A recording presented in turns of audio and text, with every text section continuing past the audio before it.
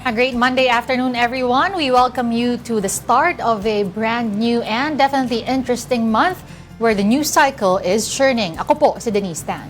Nako, may you live in interesting times. Ayon sa isang Chinese saying, pero parang curse daw. Lourdes de Vera naman po ang pangalan ko. Marso na agad, biruin mo. Tungkol sa fire prevention, tax consciousness at rabies awareness, women, and women's role in history ang buwan na ito. At pagpatak ng March 15, kung si Shakespeare ang babasahin, beware the Ides of March ang iyong sasabihin. Mag-ingat ang lahat na pwedeng traidorin at sa likod ay saksakin. Ito na ang programang hindi mo sasaksakin pero informative and light. Ito na po ang Afternoon Delight.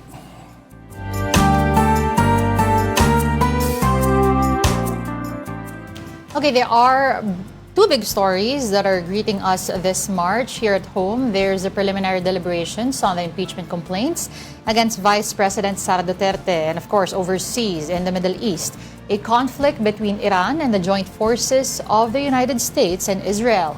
The world is bracing for major impact on oil prices, stock market, tourism, etc. Human cost of the conflict, of course, is the utmost concern.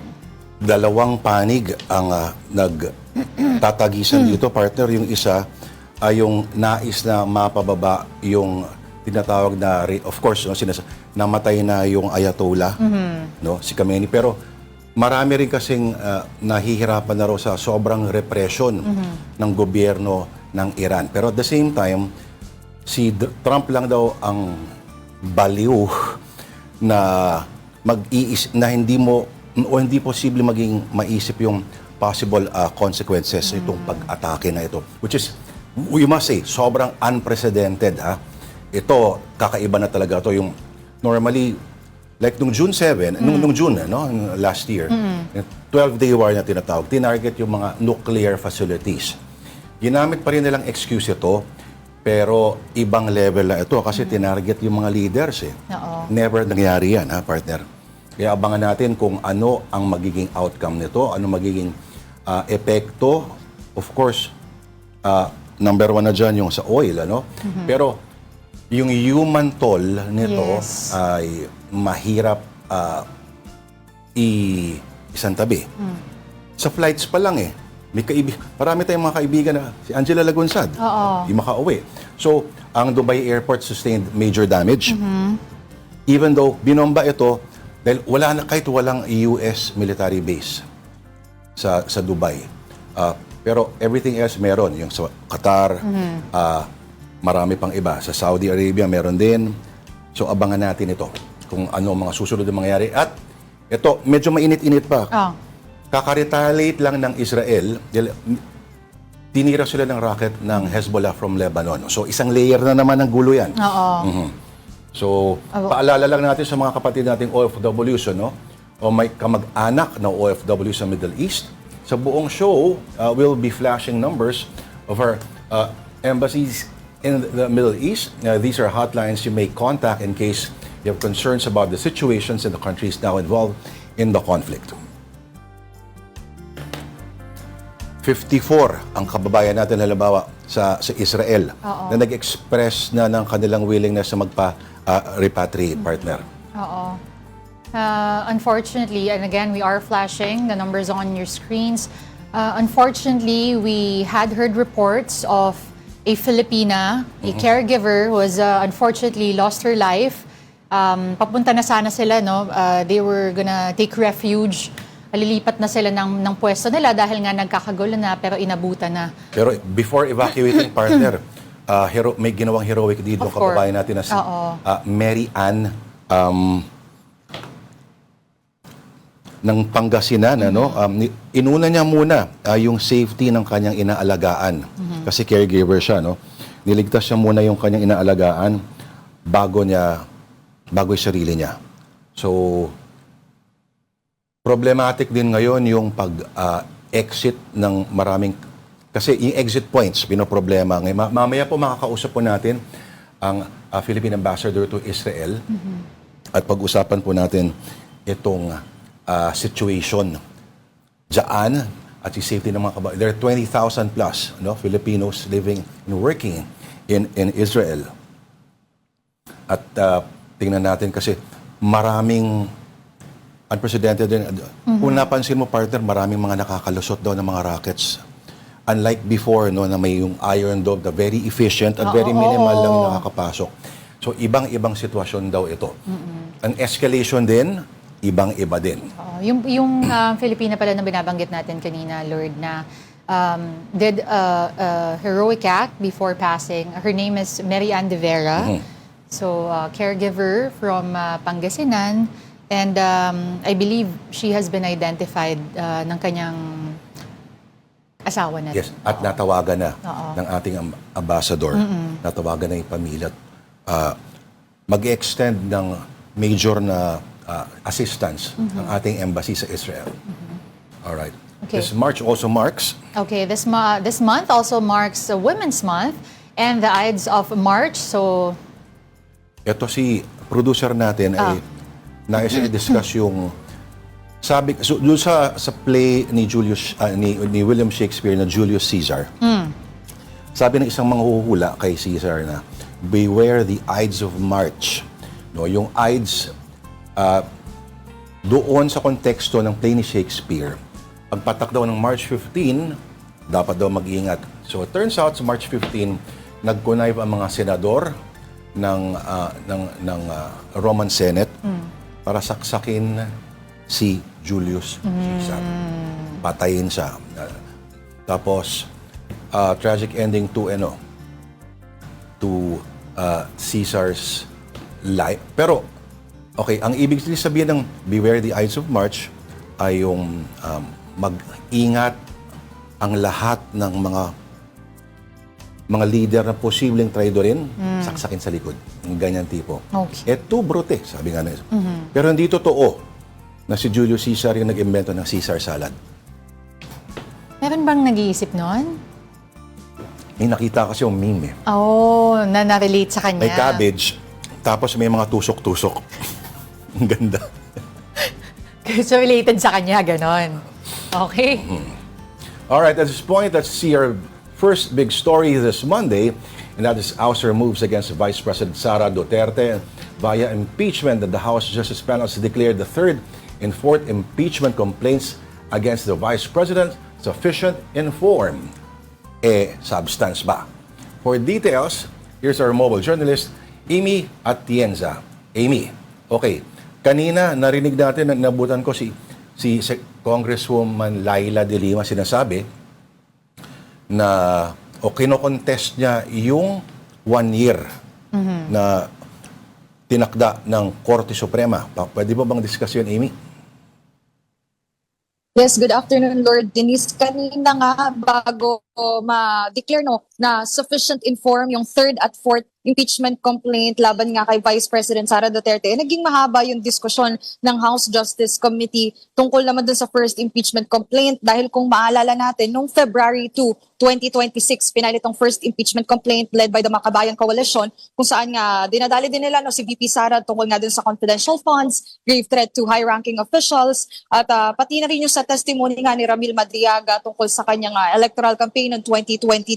Kanina may mga disagreements dahil nag-present nga ng motion itong si Representative Joel Chua na sinasabing iset aside muna itong first impeachment complaint at dahil din yan sa naging manifestation ni Representative Keith Flores na parang nilalabag nga daw itong 1-year bar rule ng Supreme Court pagdating sa pagpa-file ng impeachment complaint laban kay Vice President Sara Duterte dahil kung maalala natin, February 6, 2026 yung initial decision ng Supreme Court para nga pwedeng mag-file ng impeachment complaint laban kay VP Sara. Pero nauna na itong Makabayan Coalition na nagkaroon ng revision doon sa decision ng Supreme Court na pwede na nga maghain ng reklamo muli laban sa vice starting January. So yun yung ini-explain kanina ni Representative Laila de Lima na doon nga sa nailabas na revision of decision ng Supreme Court, pwede na. So technically ay sufficient inform naman ito. At yun nga, nagkakaroon pa rin ng disagreement. So far, yung update natin dyan, hindi pa rin na kinakailangan pang i-resolve ng House Justice committee kung ano nga ba yung talagang mangyayari dito sa first impeachment complaint. At yun nga, kailangan pa nilang pag-usapan kung sufficient inform nga ba ito dahil nga doon sa one-year bar rule. Okay, Amy, habang nag-uusap tayo ngayon, may move to set aside the complaint of Makabayan Black. Ito ba yung una? Ito yung una, no? Tama? Yung first impeachment complaint. Narinig ko kanina si Congressman Tino naman, sinasabi na, hindi ba dapat parang patibayan natin yung rules natin? Kasi as co-equal branch, parang hindi tayo pwedeng bagu-baguhin na lang ng isang co-equal din yung rules natin. Yun yung sinasabi, no, kasi nga pag titingnan natin kasi yung decision ng Supreme Court, before explicitly, yung pinakaunang decision nila, explicitly sinabi nila, February 6, 2026 pa pwedeng mag-file. Tapos dito naman sa naging revision nga, wala daw explicit na sinabi kung kailan nga pwede mag-file. Pero dahil nga doon sa stand na hindi naman daw nailagay sa order of business yung tatlong impeachment complaints noong 2024, technically, pwede na ulit mag-file ng impeachment complaint laban kay VP Sara. So, ang ginawa dyan nga ng Makabayan Block, talagang nung as soon as possible ay nag-file na sila. Dalawa yan, Lino. Una nga yung sa Makabayan Coalition, pangalawa yung sa Tindig Pilipinas na technically nag-back out earlier today. Kahapon pa lang, i-announce na nga na magwi-withdraw na sila doon sa kanilang impeachment complaint. Pero yun nga, napagdiskusyonan din kasi dito at doon din sa nasabi sa press conference nga kasama yung House Justice Panel, sinasabi naman nila na kinakailangan pa rin talagang tingnan, hindi naman daw sa naninigurado sila, pero yung technicalities lang din dahil nga marami nga nagdi-disagree na dapat nga hindi, madami nagdi-disagree na sa date ng filing noong first impeachment complaint ng Makabayan Coalition. Okay, may withdraw kahapon March 1, ano? Pero ngayon, sinusuportahan daw nila yung third impeachment complaint para mapabilis yung proceedings. Maaari mo bang ipaliwanag ito, Amy? Kahapon, nag-release nga ng statement itong Tindig Pilipinas Amy? Pinapangunahan nga ni Kiko D na sinasabi nila withdrawal na itong second impeachment complaint at kanina rin ay Justice Committee. So technically, expedite yung process ng impeachment complaint kasi technically parehas naman yung nilalaman nito at kung maalala din natin, ang nag-endorse kasi nitong second impeachment complaint ay si ML Party List Laila de Lima at si Akbayan Party List Representative Percy Sendanya. Tapos sa third naman na impeachment complaint, andun din ang nag-endorse din yan ay si ML Party List Laila de Lima, ML Party List Representative Laila de Lima. So technically, binibigyan nila ng suporta ito. Does not necessarily mean naman daw na itong third impeachment complaint ay kasama na din sila sa mga complainants. Talagang pinapakita lang nila yung suporta nila para mapabilis nga ang proseso nitong impeachment laban sa Vice Presidente. Complaint, Amy, ito yung galing sa church, no? Sa mga members ng Catholic Church, tama? Ito yung final ng clergy groups sa pangunguna nga din ni Reverend Father Joel Sabalia, na kinikilala din natin as Sabalia et al. Complaint. May 98 pages ito and technically yung grounds nito for impeachment ay doon nga sa nakafocus din doon sa betrayal of public Amy? graft at saka graft and corruption dahil nga sa alleged na misuse of confidential funds, pati na rin doon sa nasabi nga nila na grave threat to higher-ranking officials. Okay. Amy, ano naman yung nangyari? Na-discuss na rin ba yung fourth complaint filed by Attorney Cabrera? At ano na nga ba yung timeline ngayon naman para dito sa impeachment complaints? Kasi yung isa na set aside, yung pangalawa, withdraw na. Third and fourth, I believe yung session din has been adjourned. Ano ang timeline dito para sa impeachment complaints kay VP Sara?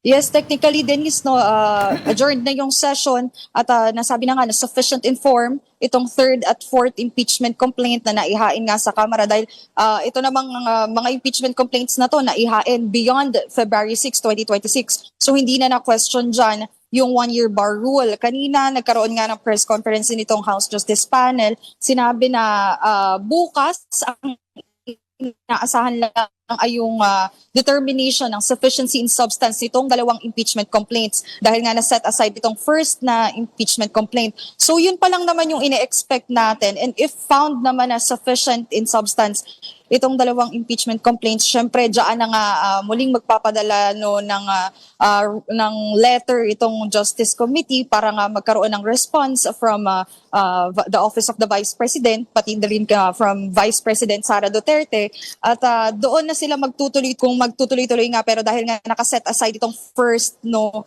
impeachment complaint, technically hindi pa talaga mapapag-usapan yung sufficiency in form and in substance niyan sa mga susunod na araw. So ang focus ngayon ay itong third, pati na rin yung fourth na impeachment complaint na naihain nga sa Kamara at nailagay din naman sa order of business within 10 session days at na-refer nga sa House Justice Committee within 3 session days. Amy, okay, isang paglilinaw. So sa araw na ito, nag-vote ng sufficient inform itong pinagbotohan na sufficient inform ang alin?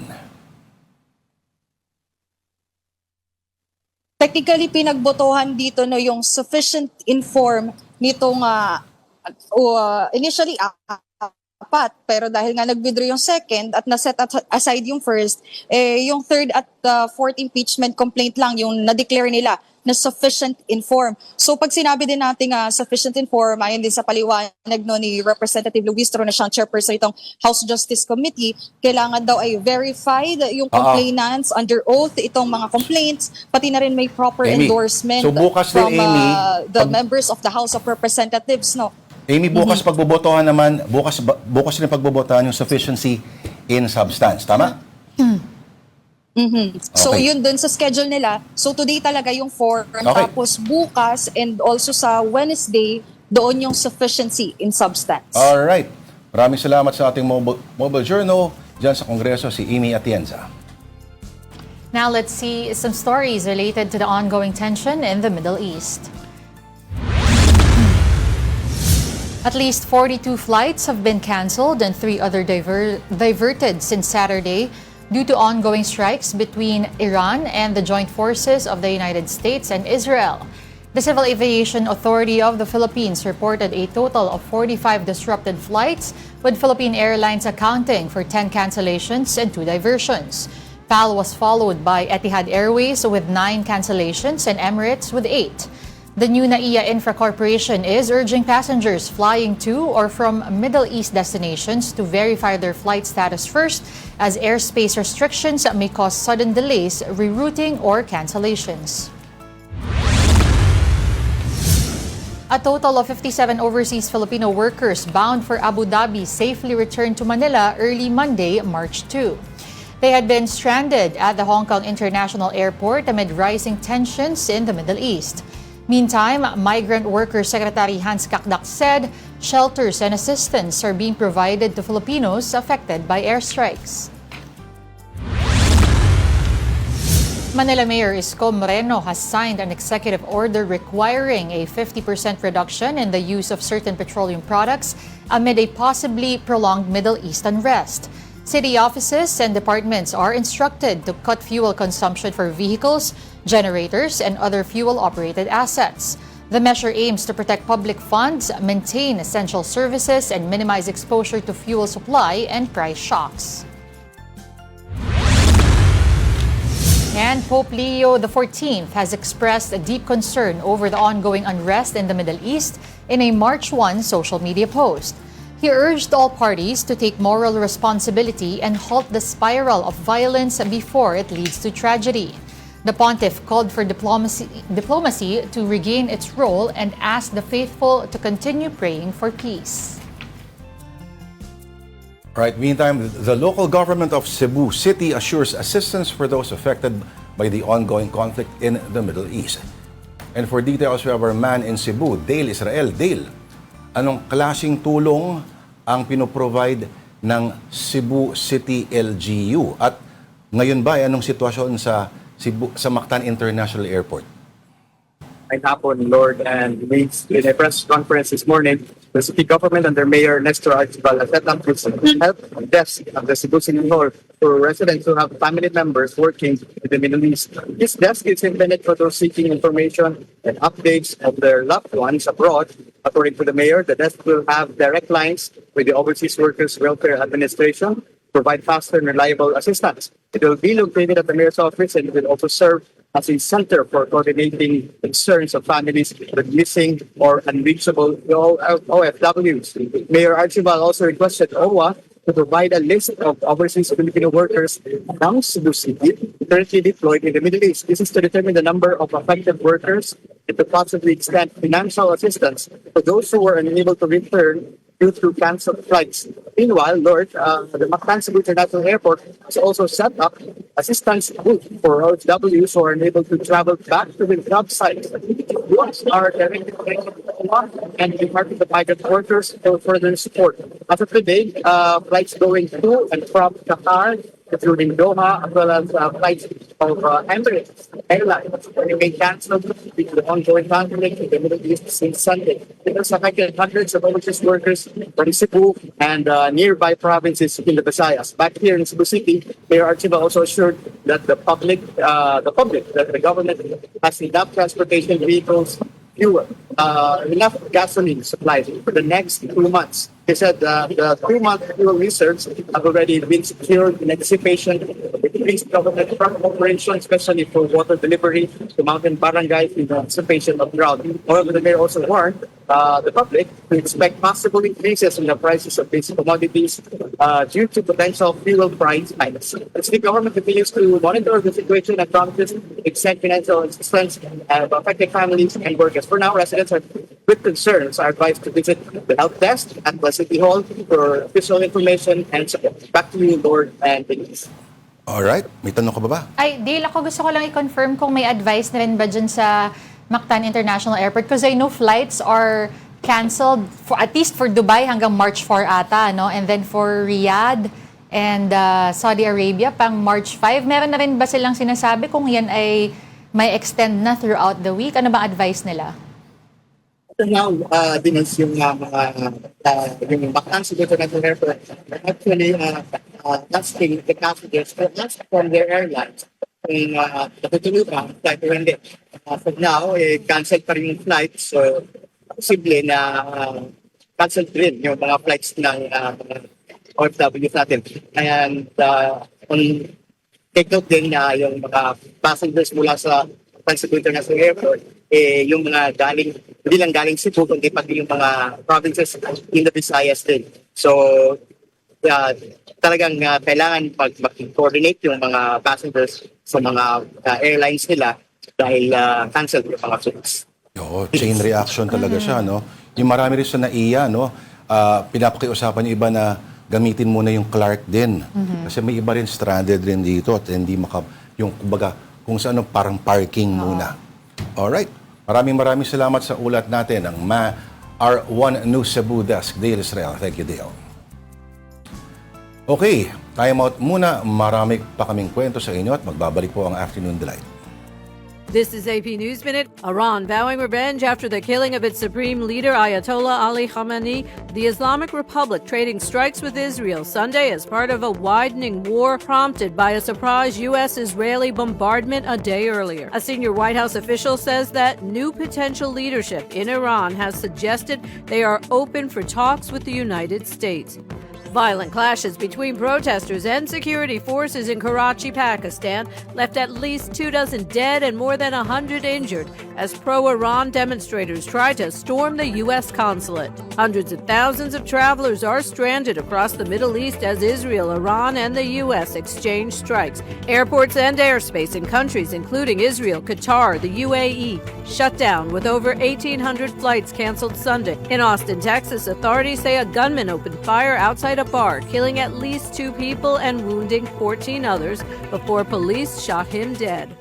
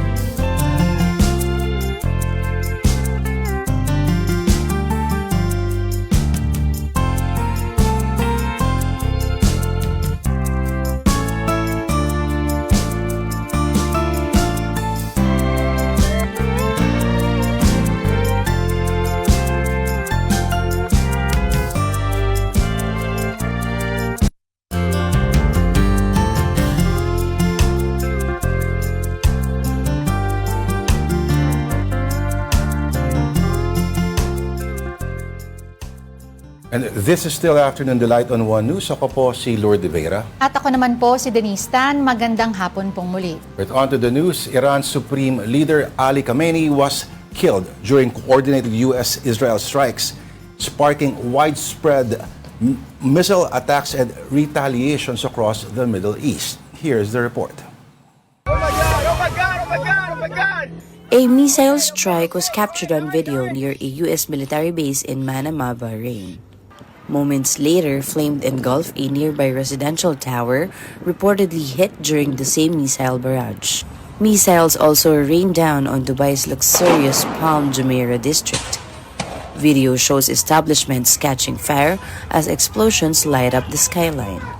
In Doha, Qatar, loud blasts were heard both at dawn and late into the night as missiles were intercepted mid-air. Flares illuminated the sky as air defense systems countered incoming projectiles. Air raid sirens also echoed across Kuwait City. Kuwait International Airport was reportedly struck during the escalating airstrikes. Smoke billowed from Jebel Ali port after missile debris triggered a fire, according to Dubai authorities. Meanwhile, in Abu Dhabi, falling debris from an intercepted drone targeting Zayed International Airport killed one Asian national and injured 7 others. Missiles also poured into Tel Aviv. The Iron Dome defense system intercepted many of them, but some broke through. Israel has confirmed at least 1 fatality from the missile strikes. Similar interceptions were seen over the West Bank, Haifa, and Jerusalem. Authorities say the missiles that struck multiple Middle East countries were launched by Iran in retaliation. The escalation followed what Israel and the United States described as major combat operations against Iran early yesterday morning. Explosions rocked Tehran after missiles and drones reportedly targeted the capital, including the Iranian Ministry of Intelligence and the Presidential Office. Iranian state media has confirmed the death of Supreme Leader Ali Khamenei in the sudden strike. Khamenei had led Iran for nearly 4 decades. His daughter and grandchild were also reported killed, along with senior advisor Ali Shabkani. According to Israeli's army chief, the attack was the result of a long-standing coordination with the United States. U.S. President Donald Trump, who previously vowed to start new wars, defended the operation. Our objective is to defend the American people by eliminating imminent threats from the Iranian regime.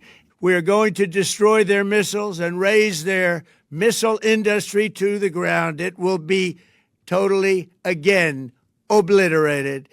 The U.S.-Israel attack on Iran occurred amid ongoing negotiations between Washington and Tehran regarding Iran's nuclear and ballistic missile programs. In response, Iran warned it would strike U.S. military bases across the Middle East, and neighboring countries have now been drawn into the conflict. Right now, we also give you a quick look at stories from our media partners. From the Philippine Star, oil prices are set to rise as Middle East tensions disrupt shipping through the Strait of Hormuz. This is a key route for a fifth of global oil supply. The Energy Department is monitoring domestic inventories and meeting oil firms in this regard. And on Business World, the peso is expected to weaken this week, again due to the Middle East situation. Traders see it ranging from 57.40 to 57.85 based on inflation and interest rates this week.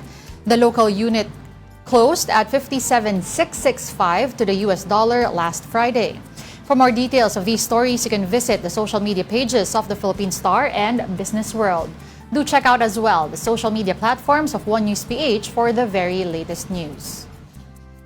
All right, still on the Middle East conflict, let's see what the Marcos administration has planned or prepared. And reporting from Malacanang is our mobile journalist, Julie Baiza. Julie, bukod kay Palace Press Officer Claire Castro, andyan din daw kanina ang hepe ng DMW. Ano ang pinag-usapan nila at anong mga nilatag na plano? Lord, diniyak nga ni DMW Secretary Hans Leo Cacda kanina na may mga shelter at assistance gaya ng pagkain, tubig at iba pang pangangailangan na ibinibigay sa mga kababayan natin na naapektuhan ng airstrike. Yung mga shelter, hindi lang daw yan under ng DMW at OWA, kundi maging yung host country, meron din mga provided na shelters. Merong mga transportation services para dun sa mga kababayan natin nangangailangan na makarating sa ligtas na lugar o sa mga shelter. Ang sabi ni Kakdak, sa ngayon malinaw naman daw ang koordinasyon at maayos dahil nakapulong nila yung mga ambassador ng bansa sa Middle East, sa Israel, sa Gulf States. Meron ding necessary funds, action funds, at saka OWA funds na nakahanda para nga sa pagbibigay ng basic needs ng mga kababayan natin. Lalo na doon sa mga nawalan ng trabaho o yung mga pansamantalang nahinto sa kanilang hanap buhay o kaya nasa distressful na situation. So sa pinamanlur Denise ng repatriation, may 80 hanggang 100 daw sa Dubai na humihilinga na mapauwi sa bansa. Sa ngayon, sarado pa kasi ang airspace sa Dubai, kaya yung pangako nila, mapapauwi sila at the right time. Sakaling mang magkaroon naman ng mass repatriation, handa naman daw ang pamahalaan. Sabi ni Kakdak, mahalaga daw kasi yung ginagawang in-country assistance ngayon. Natukoy na raw kasi nila yung meeting points, yung transit points at saka shelters kung saan pwedeng magtipon-tipon para ma-mobilize patungo nga sa mga exit points sakaling pupwede na. Sa ngayon, nagpadala na rin ng augmentation teams, ang DMW at saka ang OWA sa mga lugar na posibleng ngang magkaroon ng transit activities. Kasabay nito, iniulat din ni Kakda kanina na meron tayong isang kababayan sa Kuwait na nagtamo ng minor injury wounds. Ang sabi ni Kakdak, nagtatrabaho siya sa isang fast food chain sa airport at nagkaroon ng minor knee injury. So sugat daw sa kanyang tuhod. Pero dahil nga hindi naman ganoon kalala, nagamot na at nakalabas na rin siya ng ospital. Okay. Makambyo lang ako konti, Julie, tutuloy pa rin daw si Pangulong Marcos sa kanyang biyahe pa Amerika, totoo ba? Ang sabi ni Palace Press Officer Claire Castro kanina, wala pa din daw nagbabago doon sa schedule ni Pangulong Bongbong Marcos. So March 8 to 11 yung trip ng Pangulo papuntang New York. So antabayan na natin kasi meron pa namang isang linggong lilipas, pero as of now, yun yung huling announcement ng palasyo. Okay, sa press con ba kanina, kasama ba ang mga kawani ng Department of Transportation? Kasi mukhang may matinding juggling act ang kailangan gawin ngayon, yung pagta-traffic ng mga flights sa kailangan i-divert. Sad to say, hindi kasama yung DOTR sa naging press kung kanina, OWA lang at saka yung DMW. So ang mga nailatag lang sa atin, of course, yun nga, yung mga plano for repatriation, yung tulong na ibinibigay. Hindi lang naman yan yung basic needs na binibigay sa kanila, pati yung medical needs pala, pati yung mga pangangailangan na mental or mga psychosocial na pangangailangan. Kasi, of course, nasa in this distressful situation yung mga kababayan natin. So mahalaga nga na ibibigay din yun. And idugtong ko na rin pala kasi hindi lang naman yung mga nandoon sa on-site kumbaga yung apektado, kundi yung mga nai-stranded din. For example, meron tayo mga Pinoy, mga kababayan na around 768 sa Terminals 1 and 3 na papunta sana sa Middle East. Ang sabi ng OWA kanina, natulungan na raw sila mula sa Visayas at Mindanao kasi yung karamihan at nabigyan ng temporary accommodation habang naghihintay pa nga ng flight kung uuwi man ng Visayas or ng Mindanao. So meron ng domestic travel arrangements. May mga kababayan din tayo sa Hong Kong International Airport. Napauwi na rin yung nasa 132 na Pinoy. So papunta rin sana sila ng Dubai and meron namang 33 sa Singapore. So, papunta rin ang Middle East and nakapag-provide na rin ng temporary accommodation and travel assistance. Alright. Maraming salamat sa ulat na yan ng ating mobile journal, Julie Baisa. And from the palace, we now go to the Senate. At ang ating ang nagtumatanod sa atin dyan, ang ating mobile journalist, Merymon Reyes. Merymon, ano ang pinag-uusapan dyan sa Senado ngayon?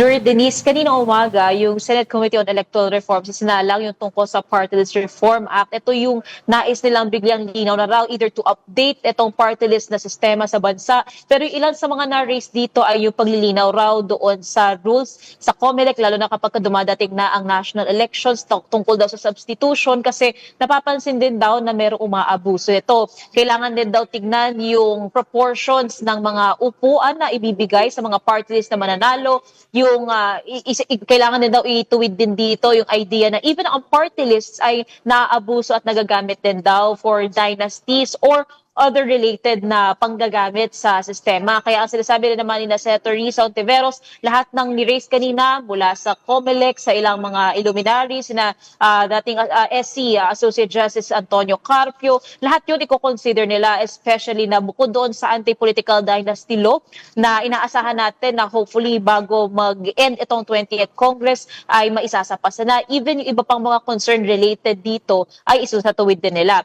Bukod naman dyan, itong sina Senator Risa Ontiveros, sina Senator J.B. Ejercito, Senator Raffy Tulfo, and even si Senate President Tito Sotto ay nakikiramay sa pamilya ng 32-year-old na Filipina na caregiver na nasa lantaw, namatay rather, na isang casualty siya sa girian nga sa Middle East. Ang sinasabi ni Senator Risa Ontiveros, bukod daw dyan, kailangan daw siguruhin ng pamahalaan na yung mga magpaparepatriate o lalo na yung mga i-evacuate talaga pabalik dito sa Pilipinas ay mabibigyan ng suporta ng assistance, especially sa hanap buhay, yung magiging reintegration nila sa ekonomiya raw ng Pilipinas, sabi ni Senator Risa. Ang sabi naman ni na SP Soto, hopefully hindi na ito mag-escalate further. Yung sinasabing yung alliance kasi natin sa US, maapektuhan daw ba ito? Sabi ni na SP Soto, parang so far medyo malayo pa naman daw tayo doon, pero ang pinakamaganda raw ngayon ay maging mapanuri raw at tignan lagi, maging alerto sa lahat ng mangyayari, plus the continuous review daw ng treaties, ng agreements, and ng relationships ng Pilipinas at saka ng bansang Amerika. Lord Denise. Alright, so teka muna, 4 days ago, tama ba, no, na naihalal bilang chairman ng Committee on Human Rights, tama, si Senator Joel Villanueva? Yes, tama, Lord. Yung ilang mga chairmanships din ni Senator Bato na dahil nga doon sa continued absence niya, nagkakaroon na ng pagtanggal. Pero hinintay lang din natin yung pinakalistahan ngayon. Ang nasabi rin related dito sa mga komite ng Senado, kanina nakapanayam din ng media itong si Ethics Committee Chair Senator J.B. Ejercito. At ang sabi niya, kapag ka nag-convene na, though executive session pa lang ito, yung Ethics Committee, i-adapt daw nila yung rules nila, and then yung 6 na ethics complaints na nakabinbin dito, hopefully lahat daw matakal nila. Ang sabi ni Senator JV, sa nakikita niya parang ang mangyayari is first in, first out. So yung, kumbaga first come, first serve yung mangyayari dun sa mga ethics complaints, pero still, kailangan pa rin daw nila i-establish kung tatayo talaga itong mga ethics complaints at kung may iba pang nakikitang kailangang unahin, yun naman daw yung kanilang mga gagawin. Yung pagdating sa kung ipapatawag na yung mga senador na may na pinangalanan doon sa ethics complaints na yun, sabi ni Senator JV, baka sa susunod na raw yun ang mangyayari. Pero ang i-establish nila this week sa March 4 is adoption ng rules, iisa-isahin na nila ngayon and titignan nila kung alin yung mga pinakauunahin talaga nila or kung ano yung hindi tatayo sa ethics complaints. Pero tungkol naman sa impeachment, sabi dito ni Senator Risa Ontiveros, kapag may umakyat na dito na impeachment complaint against Vice President Sara Duterte, sila raw ay gagawin nila yung kanilang constitutional duty as senator judges, maging Senator J.B. Ejercito. Pero ang sinasabi ni Senator J.B., nakikita niya raw kasi na napag-iiwanan na raw ang bansang Pilipinas kumpara sa ibang mga karating bansa. Ang nabanggit niya, Vietnam, Indonesia, Thailand, na bukod daw sa politiko, inaasikaso rin daw ang infrastructure, ang healthcare, and other issues na makakatulong daw doon sa kanilang bansa. So ang inaasahan daw ni Senator JV, kapag may wakyat dito, they'll proceed yung constitutional duty nila, pero sana rin daw mapagtuunan ng pansin yung ibang issue pang kinakaharap ng Pilipinas. Alright, salamat sa iyong update ang ating mobile journal sa Senado, Merymon Reyes. Now, for updates on the situation of our kababayans in Israel, we bring in Philippine Ambassador to the State of Israel, Eileen Mendiola. Good afternoon from Manila, Ambassador. Magandang hapon sa inyo, Lord and Denise. Okay, first off, Ambassador, can you please help us and describe what you're seeing there and how the embassy actually assess the situation on the ground for both the civilians and diplomatic staff like yourself? Okay, so just before coming into this interview, we came out of the shelter because the missiles keep on coming from Israel, from Iran. So every so often, the people here in Israel would have to literally stay in the bomb shelters. No, Israel is in a state of emergency. Movement is very limited. Gatherings are not allowed. School's out. Work is out. You can only go out if you need to go to the supermarket, for example, to restock. Basically, this is the situation right now. For here in Israel for quite a bit, this is, if I may say so, this is a regular occurrence. Oh, ma'am, okay. Si Lord po, Lord Rivera po, every year, pag kinausap mo ang average Pinoy OFW living in Israel, sasabihin nila, every year nangyayari, medyo sanay na kami dito. Pero ang sinasabi ng iba, napaka-unprecedented raw nitong sitwasyon ngayon. Kasi in terms of escalation at dumamay pa yung Hezbollah pa pala, no? Pero hindi raw ba nag-work ang Iron Dome at pwede nyo pong pag-usapan kung in terms of unprecedented, how unprecedented this situation is, ma'am? Tama ka, Lord. Yung unprecedentedness nito, makikita mo sa number of times and yung length of time that we stay in the shelter. Dati kasi, pagkatapos ng isang missile run, after 10-15 minutes, pwede na kaming lumabas. Pero ngayon, nasa loob ka ng shelter, darating na naman yung attack. So, literally, kung minsan 1 hour and a half, dire-diretso, nasa shelter kami. So, sa ganun na sitwasyon, unprecedented siya. Opo. But at the same time, in terms of, knock on wood, yung so far, yung mga impact sites, it's not like what we've seen before. In a sense, naging effective yung Iron Dome in quelling yung mga missile attacks. Largely also because nandiyan din yung mga Amerikano at saka yung mga ibang karating bansa, they're also protecting, no? They're also sending out their yung defensive missiles nila. Having said that, each situation naiiba naman talaga, no?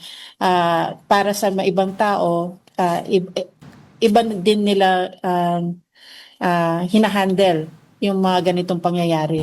Definitely, it's not something na na kids play, kumbaga, siya. It's a very serious situation, and madalas namin sabihin sa community, and we always push it dun sa aming mga social media platforms, na kailangan sundan yung utos ng Homefront Command, yung guidance ng Homefront Command. Stay in the shelter hanggang sa point na i-inform ka lang na pwede ka nang lumabas. Okay.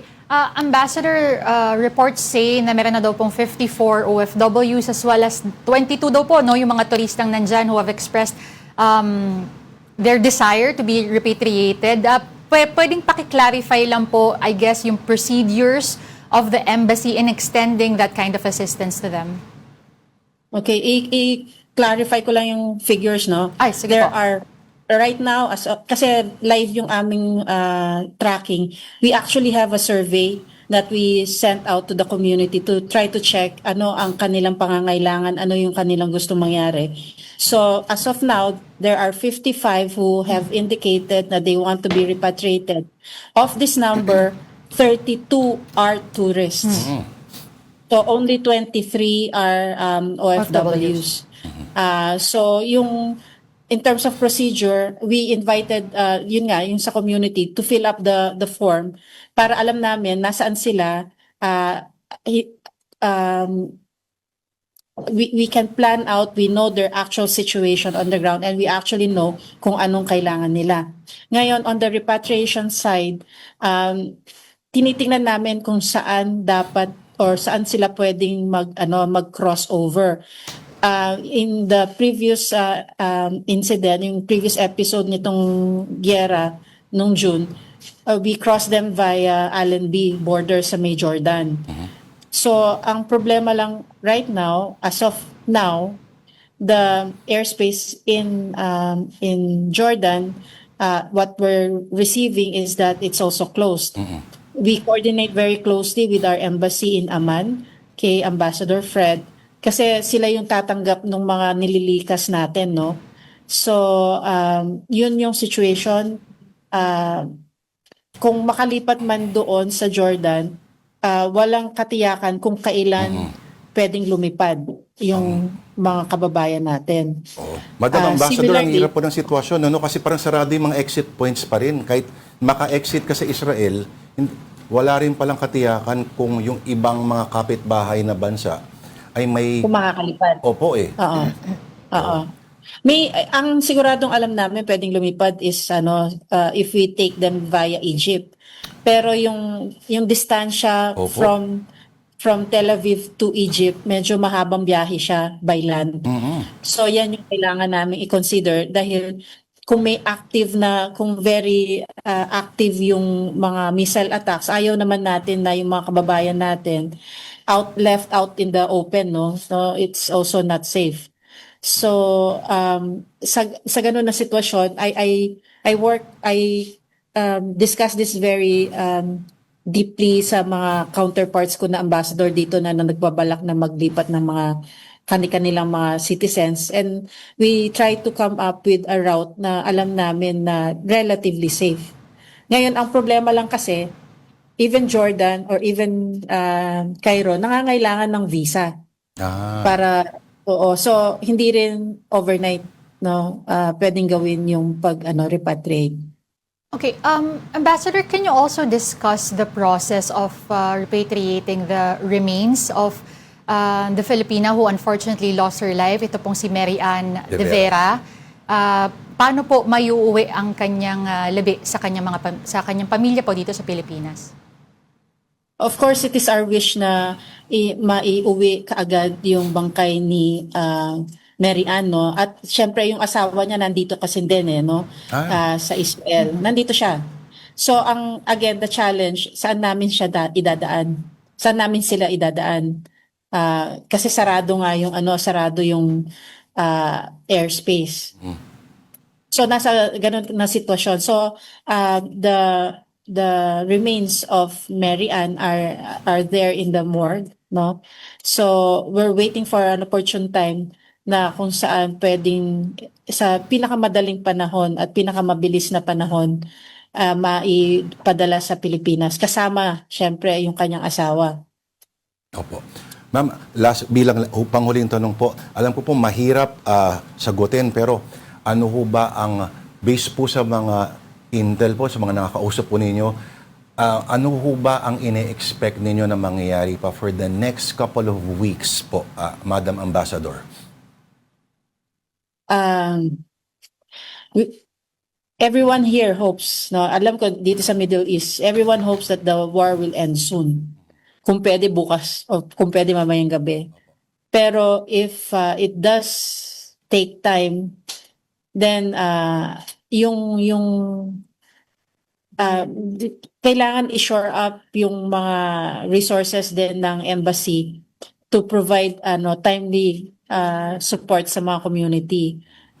Nandiyan dyan kasi yung mga possibility na yung mga hotel workers natin na mawawalan ng trabaho kasi no work, no pay yung mga yan. So we need to start thinking how we can provide support for them pag tumagal pa to. And sa ngayon, may naririnig kami baka nga tumagal siya. Hopefully not that long as kung pwede lang. Kung pwede lang. Bukas na mabilis bukas din. Pakitapos agad po. Bukas na, mamaya na. No? Opo. We are all looking forward to peace and stability in the region. Definitely. Kasi kahit papaano may impact yan dyan sa atin sa Pilipinas. Kayo ho ba, Madam Ambassador, may nakatulog na ho ba kayo? Lahat kami dito, hindi lang naman ako, lahat ng mga tao dito, we try to catch up with sleep when we can. Napaka-importante. Alright. Mag-ingat po kayo, ma'am, at salamat po for your time. Ang ating Philippine Ambassador to the State of Israel, Ambassador Eileen Mendiola. Thank you, Madam Ambassador. Maraming salamat sa inyong lahat. Ingat po kayo. Alright. Now you're still watching Afternoon Delight on One News. We just need to pause for another break. We'll be right back.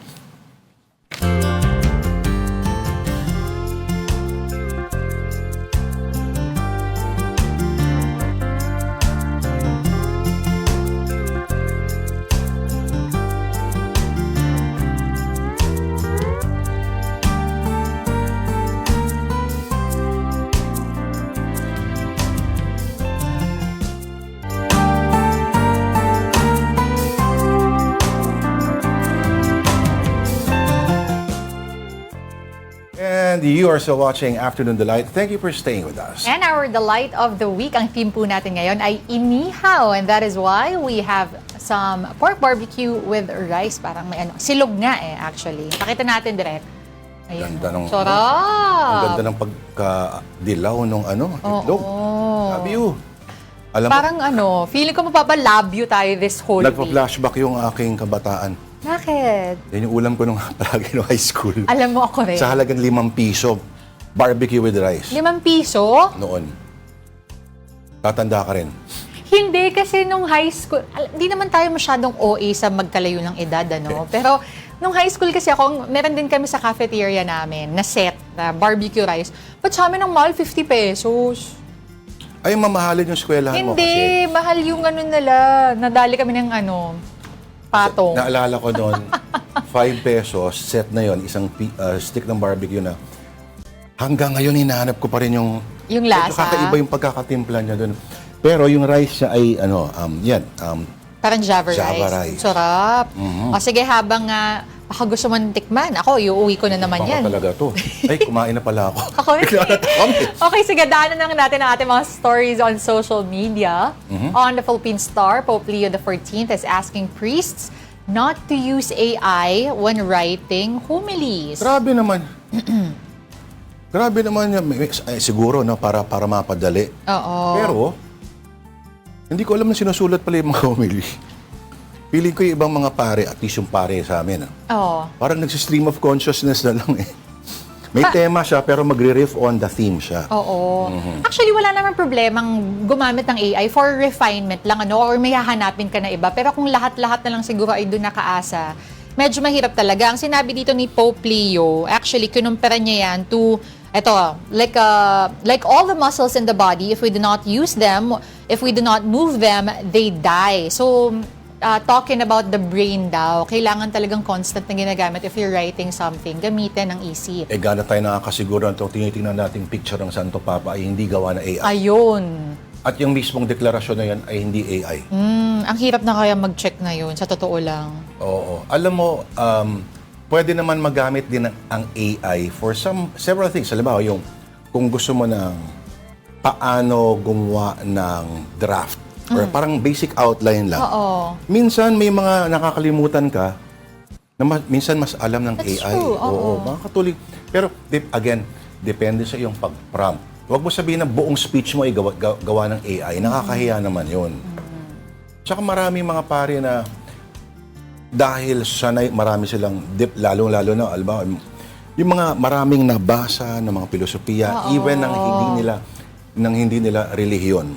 Aba, yun ang mga interesting pakinggan. Ako naman ang gusto ko kasi doon is yung personality kahit papano. Lalo pag ito sa mga misa naman, di ba? Parang yung personality ng pari kasi lumalabas din. Kapag yung natural, and you actually build relationships with the priest, kung saan ka nag-attend ng mass, ng church, di ba?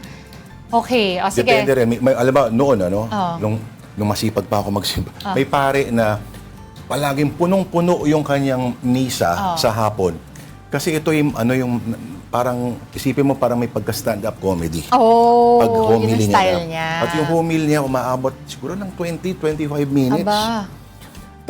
Pero super contrast doon sa nauuna sa kanyang misa. Na sobrang bilis Medyo naman. stale yung pare, medyo may edad na kasi. One time, nagparinig. Ang homily lang daw dapat ay 5 minutes lang maximum. At dapat, keeping the solemn. Binalatan niya. Nako, ay, bitter si Father. Ba yan sa simbahan pa ginawa? Kaya ba ng AI yan? Hindi. Nako, The human drama. Nako, Sige, pag-usapan natin susunod ng storya on CNN.com. The headline reads, Hollywood, please stop method What is dressing. method dressing? Ano ba ibig sabihin ng method dressing? Alam ko yung method acting. Oo. Yung alam si Robert De Niro sa Taxi Driver, talaga nag-drive siya ng taxi cab. Yung kapag getting into the psyche of the character that you're playing and using physical means to get into it. Ayan. So, ito sa pagpananamit naman, gano'n. Kung gusto mo bukas na lang natin ituloy ito kasi 1 minuto na lang. Oo nga, ito na. Masisita na naman tayo. Hindi, it's more of parang ginagamit na daw yung, kung tama tong nababasa ko, parang they're dressing less like superstars and ginagamit na nila mismo yung characters nila in inspiring their Okay yan, outfits. kung yung character mo nasa contemporary world. Paano pag superhero? Naka-tights ka palagi. Ayun na nga. Sige. Di bakit palagi doon yung... That'll have to do it for Nasa. us this first Monday of March. Thank you for watching Afternoon Delight. Ako po si Denise Tan. Join us again tomorrow, 2 p.m. Lourdes de Vera po ang aking pangalan, kapatid. We are One News, all sides, all the time. Have a delightful afternoon. Peace be with you.